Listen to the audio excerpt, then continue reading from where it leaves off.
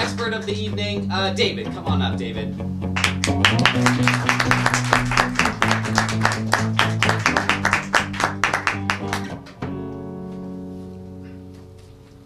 Hi, my name is David.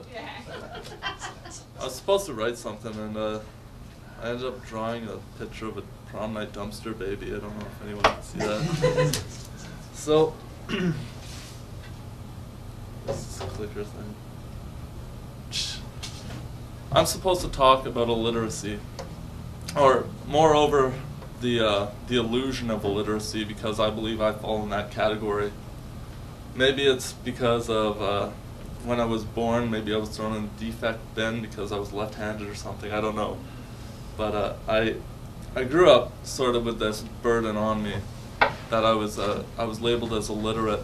And going through school, it was getting tough because academics is pretty much impossible without being able to read and write. And come about grade 3, I had to do a project to write something. I was supposed to write a poem. So I pulled a book off the shelf, I opened it up, read it, looked at it, and then I wrote something down. That's when I first learned about plagiarism. So, so I copied a poem, and they're like, no, you can't do that. So I went, okay, fine. And I was supposed to rehearse this poem to parents that were coming in to listen to us read these poems. For me, it was tough because I go up there and I have nothing, so I have to improv the whole thing just like I'm doing now. I go up, I just start speaking, and I make this amazing poem just off the top of my head right there. And I loved it. I got top mark in that class. Teachers came up to me and said, you were brilliant. How come you don't write that on paper? What they didn't know was that I was writing stuff down on paper, just nobody knew about it. In my own free time, outside of school, I would write, and I wrote fan fiction of James Bond and Spider-Man, and I wrote poetry, and I've done so much stuff. But I did it under an alias, and actually my friend Robert got most of the credit for what I was writing while I was in grade 3 and all through elementary school. Eventually things progressed horribly through school, through these special education programs I've been going through. I get to grade 10, and I'm told to read Shakespeare, and I read Julius Caesar, and Julius Caesar, when he dies, his final words are "Et tu, Brute," right, symbolizing betrayal, that his friend Brutus would have killed him. And I feel that way through school because I couldn't finish that project. They had to remove me from school, and I wasn't able to get my grade 12, which fortunately I did go back to school and get it. But first time through school, I got removed from school for being unable to write this assignment about Shakespeare, which is horrible. So I did what most people do at that situation. I kill myself in front of all my grade 3 friends. So when I left school, I realized I could do anything I want now. I have no burden, no pressure, nothing. I could do it all. So I started writing free.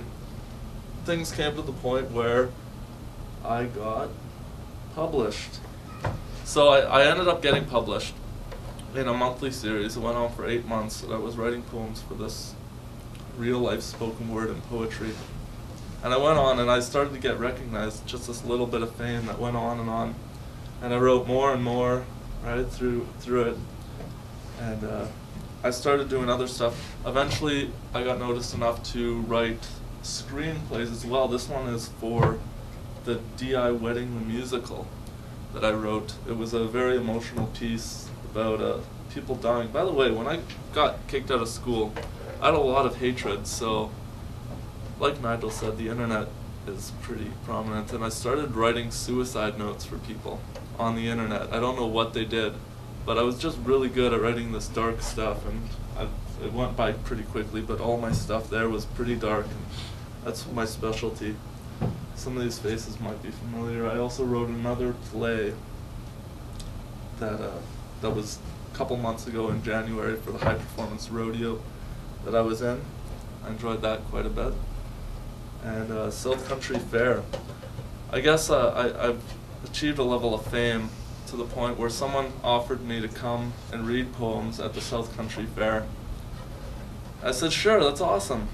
And they'd get my transportation and hotel and food and all that stuff. So I show up, and I'm excited. There's thousands of people in the crowd. I'm standing up there looking at them all. And I notice someone has a shirt on, and the shirt's actually behind me here. And this shirt has my name on it. And even though my entire life has been pretty much a big, a big lie, sort of, I feel, that all these people kept pushing me down. Seeing my name on a shirt really, really came to me that I've done it, I've made it, all right? I am an actual writer, and I'm really proud of what I've achieved. I think that's all. Thank you very much, everyone.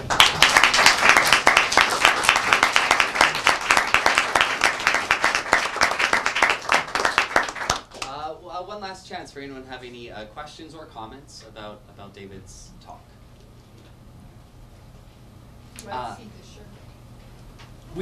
Yes. Take a quick a display of the shirt. And who are all those signatures? Just a bunch of fans and other writers and performers. My name is right there. Great. We have a couple questions. Yes, over here. Yeah, did you have a poem that you could read for us, one that you got memorized? A poem? Yeah, I do. Okay, so here's one I wrote for the People's Poetry Festival. I was a special guest speaker there. And it's an alliterate poem. For those of you that don't know what that is, it's alliteration is using the same letter for every word or something like that. I don't know, I failed English. So it goes like this. I just can't pass the people's poetry without pausing to come perform party. I'm just a presenter, presenting you the presenting you the possibility people perspiring pools plead to reject, but don't paw from the apathetic, pathetic program that the P's and the Po's have pushed on you. In the complete silence, the petite pops of power to devour the people in power pursue, as you ponder all about the possibility to perform with the people's poetry. Peace. Yeah!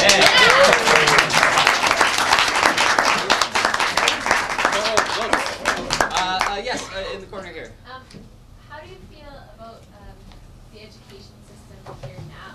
And how, I know I've been in a lot of schools recently when now students who are having trouble writing or putting their ideas onto paper, they actually have the tools of computers and other media tools to help them get their ideas out. How do you feel about that?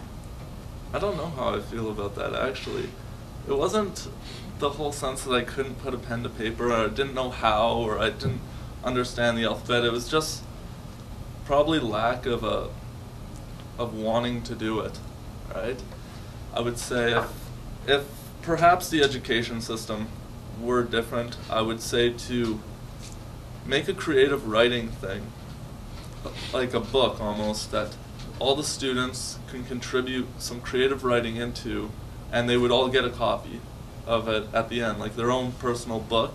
I think that would be really, really genius idea, because then they would want to, right? They would all get excited. They work on it in their free time. They do so much, and I believe that would probably be a key to getting that.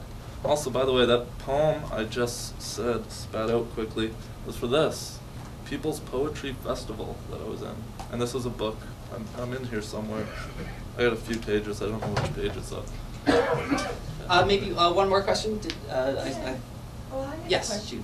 I was wondering how you do write your poems. Do you do them by speaking?